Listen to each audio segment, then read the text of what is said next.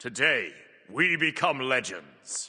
Yep, it's finally time to start doing the top gods for every role series for Smite 2. Due to the limited god offering right now, it will only be a top 2 per role, but will go back to a top 3 or even a top 5 as more gods are added. As always, this list is a combination of my own experience, professional play, and other top player tier lists or comments. But without further ado, let's jump in with the first role, that being jungle. So first up for jungle, we have a long-standing top pick for Smite 2, that being Loki. The Trickster remains strong with access to arguably the most broken build path in Smite 2 right now, proc item spam. You can go for a jungle starter on him, but honestly, with the way Smite 2's jungle is right now, you don't even need one and can get away with grabbing Bluestone for extra proc damage late game. Combine that with Crusher, Soul Reaver, and Heartseeker, and you can easily take 30 to 40% of a squishy's health just by pressing 2 on them before the fight starts, which is extremely hard to deal with. He also has good all-in potential with an AoE stun engager from his ultimate, and the Vanish cooldown reset allows him to play far more risky than he would have done in Smite 1. You can pretty much go as deep as you want with Loki, so long as you know you can secure a kill and instantly vanish away. Loki basically has everything you need from a jungler right now and remains a top pick in CA3. The other jungler to mention in my opinion is definitely Susano. While he has taken some nerfs recently and actually didn't perform all too well in the latest Swiss bracket in the Founders series, I don't think any other jungler besides one I'll mention in a second can really contest Susano. Sure, he can struggle in the very early levels before he gets some points in his abilities, as he does have extremely long cooldowns in the early game that can leave him vulnerable, but that also means he benefits even more from heavy CDR investment, which got buffed massively recently and is, to be quite frank, way too strong, which eliminates one of Susano's core weaknesses. Once he gets even 2 items online like Hydras and either Tekko or Jotuns for CDR, he starts absolutely destroying everything in sight. It's not just damage though, Susano has the mobility and AoE crowd control to back up that damage, and he's definitely among the top threats from jungle right now in my opinion. Quick honorable mention to Fenrir, who I didn't really know where to put for this list. He gets banned a lot in pro play and somewhat often in ranked, but a lot of his value comes from the flex nature of his pick, hence why he's more valued in pro play. He can play all 3 of jungle, solo, and support to a good level, but I don't think he's quite top 2 in any of those roles, though I had to mention him at least somewhere as he's definitely worth considering for the meta. Alright, moving on to mid lane though. First up, to probably no one's surprise who's been following Smite 2 lately, we have CA3. Smite 2's first new god took a little while to realize her potential, but I do think she's emerged as one of, if not the best mid laner in the game. Her damage is great and mostly on par with other mids, but where CA3 really shines is her utility, most notably from her ultimate. This ability is just outright broken when used correctly in my opinion, and we're seeing that firsthand with how she is way more popular in pro play and high-end rank than she is in lower levels of play. A bit of team coordination and reliable follow-up from good teammates will make this ability a lot better. But even without that, its AoE is absolutely massive and basically unmissable, and with how little people are taking beads in Smite 2 right now, it can easily result in multiple free kills when used right. It also makes CA3 way safer than she has any right to be, considering she has no base kit mobility. Pre-level 5 she's quite vulnerable, but once she gets this ult she becomes literally impossible to gank if she has it ready, since she can either teleport everyone away from her or teleport them all into her own tower and follow them for a counter engage. CA3 is absolutely nutty right now, and while her ultimate is the main reason, her base kit is no slouch either. My second mid laner for the list is probably another one you could guess easily if you've been playing on patch CA3, and that's Baron Samedi. Similar to my Fenrir mentioned earlier, Baron can play 3 roles in mid, support, and solo, and it's actually a strong debate in Smite 2 on whether he's a better support or a better mid in my opinion. But since I already have 2 support picks locked in that I want to mention, I'm putting Baron for mid for the list. But yeah, keep in mind that his support is just as strong, maybe even stronger than his mid, and he works in solo too, so he's a very good flex pick for that reason. What to say about Baron though? This god is just outright broken at the moment with how ridiculous the healing is on his 2 with it scaling with cooldown rate. I've seen this ability, which has like an 8-second cooldown, heal Baron for almost half his health bar at times, alongside the other stuff that it does. And it makes him damn near unkillable unless you CC chain him so hard that he can't even cast it. His Hysteria's power reductions were bugged to be roughly twice as effective as they should have been, but that has since been hotfixed, so no need to worry about that. But his base and damage scaling numbers just seem way too high on account of them adding the Hysteria damage bonus straight into his base numbers, instead of requiring high Hysteria on the target. Baron's Brew is also a major deal in Smite 2, with it basically basically giving his entire team a free 100 to 200 damage, which is especially valuable for melee gods with bad range. Baron is just completely broken right now, and while he's not yet allowed in ranked or pro play, he's definitely still worth a mention. Alright, next up for the ADC role, and my first pick will be a very familiar one. Yep, Jing Wei is still extremely strong in CA3. Crit did get nerfed a little while back to be 1.65x damage or 1.9x with Deathbringer compared to 1.75 or 2x before, and we've occasionally even seen Jing Wei go Kins and Pen over Crit, but regardless which way you go on that, Jing with the changes made to her in Smite 2 is just a perfect ADC. She's even safer than she was in Smite 1 due to the airstrike on the ult giving her more unpredictability and her dash being turnable now, and the extra charges on her too allow her to shred down even the tankiest targets with ease. Can she struggle in the super early laning phase? Yes, but she's safe enough that you can usually get through that period without being down much, and once she gets to late game, she's arguably the single most deadly threat in the entire game right now. If you've been playing Smite 2 at all, you know about Jing Wei though, so let's move on. Neith is my second pick for ADC, which is another that's probably not surprising. She has definitely shifted away from mid and more into the ADC role recently, but of course she's still a plenty viable mid laner if you want to play her there as well. Her builds did get nerfed a fair bit recently, with the stacking item nerfs hitting both Trans and Book, and Cosmic Horror being hit as well. But even despite that, she still remains a very strong pick in CA3. With the unleashed builds and mechanics of Smite 2, Neith truly does hit like a mage and can put out some of the highest burst damage in the entire game with abilities, using a mostly intelligence build but having a little bit of strength coming from Transcendence and Bluestone as well if you want to go that route. Though she's also plenty viable with Archmage's gem for even more burst damage. Again, if you've been playing Smite 2 at all recently, you know why Neith is here, so let's move on. Alright, jumping into the support picks of the list, first up we have Ymir, who's been a consistent top pick in the role basically since Smite 2's inception. Ymir doesn't do anything too crazy and plays much the same as he did in Smite 1, with the notable exception that a much higher proportion of Smite 2's god roster have no jump, making his wall way more valuable than it is in Smite 1. Hell, we talked about 6 gods so far in this list and only one of them has a way over Ymir wall without using their ult or a relic. And of course, if an enemy burns their ult, Phantom Shell or Combat Blink for your 10-second cooldown wall, you're loving that as the Ymir player. His rocket jump with the wall has also made Ymir a lot safer than he was in Smite 1. Don't get me wrong, he's still pretty immobile and one of the easier supports to isolate and pick off, but it definitely helps that he can now not only wall enemies off, but also put some extra distance between himself and them to get away. Ymir is just a great fundamental support that will do what he needs to do, and with the limited god roster of Smite 2 right now, that results in him being a legit top pick. My next support for the list is very different though, that being our newest addition in Yemoja. Yep, we thought we were done with Yemoja in the top gods for every role series just because she fell off in usage for Smite 1, but that is not the case. She's back and better than ever with the unrestricted cooldown reduction of Smite 2, allowing her more Omi generation than ever before. Even before the massive cooldown rate buffs in CA3, I think Yemoja would have been in contention for the best support, but increasing all cooldown rate availability in the game by roughly 20 to 30% just solidifies that spot for her. She did get a couple of small +1 changes in Smite 2, like an instant burst of Omi when casting her ult, and her abilities now applying her passive heal over time to allies in addition to her basic attacks. But honestly, she plays the same and does the same things as she does in Smite 1, just better due to the uncapped cooldown rate, and similar to Ymir, her ultimate is way more deadly against the current Smite 2 roster than it is in Smite 1, due to many of the top picks not having easy ways over the walls and having to burn ults or relics to get out. Like Baron, Yemoja is not available in ranked or pro play at the moment, but is still worth a mention for casuals and when she does become available in those modes next patch. And finally, we have the solo lane, where our first pick is a mainstay of Smite 2 solo, that being Odin. Let's get this out of the way once again. Odin's cage is way more valuable in Smite 2 at the moment due to very few jumps, yada yada, we've been over this twice already. Odin is just quite frankly unkillable in Smite 2 when played well. Trying to get through his ridiculously low cooldown shield, ludicrously low cooldown jump, and insanely low cooldown stun is just a nightmare for anyone trying to chase out an Odin, and with the buffs to CDR, it just got even more extreme in CA3. His 3's 1 pulse fire also goes heavily overlooked since the ability has a base 7.2 second cooldown if used this way, and that's before CDR, while granting a 40% attack speed boost to all allies near him, which is great for shredding objectives and towers. His damage is no slouch either, easily being able to threaten backliners while being very hard to peel off and kill due to the aforementioned low cooldowns. You all know Odin, he is pretty much the dominant solo pick and has been for a long time, so let's move on. Next up is Bacchus, who once again has been a strong pick basically since they added protection scaling as a mechanic, which Bacchus was the biggest beneficiary of. He has been nerfed massively, especially in the protection scaling regards since that time, but that basically means he went from uncontested best god in the game to just really good. Of course, Bacchus works great in the support role as well, but he's definitely seeing more play in solo flame recently. He's insanely tanky for the amount of burst damage he can put out, and of course, his CC is as strong as ever. Despite some of the most heavy nerfs we've ever seen in Smite 2 coming at him recently, Bacchus clings on to a top position in the meta. And one final honorable mention for the list goes to Mordred, who after some nerf reverts and even some buffs, as well as finally being bug fixed so he doesn't just lose value from his abilities not even hitting, I think Mordred is emerging as a potentially really strong pressure solo laner, which is quite valuable at the moment due to how strong Totem Horn is right now, and how important it is to secure that for your team. But that's all I've got for the top 2 gods for every role, with some honorable mentions for Smite 2 in patch CA3. As mentioned, when more gods come to the game, this series will return to being a top 3 and maybe even a top 5 once we get a lot more ported gods. But at the moment, doing top 3 for every role mentions more than half the gods in the game, and that doesn't feel right to do. Hopefully you enjoyed the video regardless, and I'll catch you guys for another one later on. Have a great day, and peace out, you nerds.